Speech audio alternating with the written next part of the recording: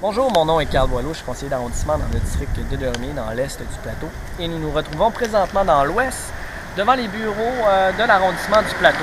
Alors, j'en profiterai pour faire état de l'une de mes revendications, à savoir qu'à la fin du bail, de recentrer les bureaux dans un endroit plus central pour rendre plus équitable les services offerts aux citoyens. Dans un même ordre d'idée, je vous rappellerai que les conseils d'arrondissement se déroulent la majorité du temps à la Maison de la Culture, donc devant le métro Mont-Royal. C'est l'endroit qui a été ciblé pour faire éventuellement le pôle civique, administratif et culturel. Mais quand l'endroit n'est pas disponible, l'endroit de rechange, c'est à l'ENAP, dans le Myland. Et je vous rappelle que les 4 derniers conseils d'arrondissement avant les élections se sont déroulés là aussi. A contrario, il n'y a jamais eu aucun conseil d'arrondissement dans mon district. Toujours ça, 2 poids, 2 mesures.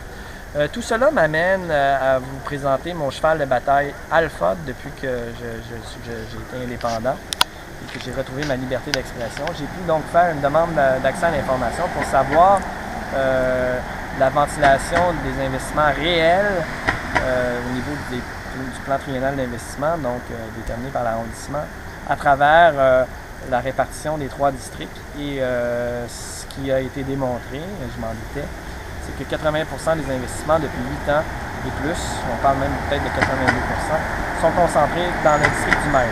Alors oui, c'est sûr que ça ouvre le débat. Disons qu'il y a des nuances. On s'entend que tout ce qui a été fait dans le parc Laurier, considéré dans le district du Myland, bon, ça rentre dans l'équation.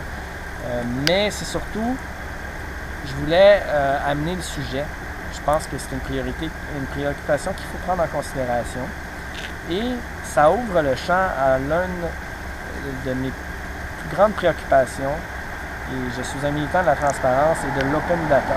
Donc pour moi, c'est l'occasion d'amener l'intérêt collectif à comprendre en donnant surtout ces données-là accessibles sur le site Internet de l'administration.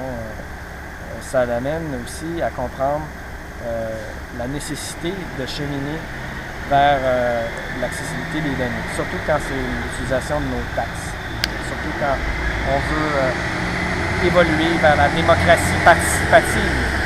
Alors, je vous invite à suivre mon combat et j'espère qu'il va se poursuivre dans le prochain mandat. Merci.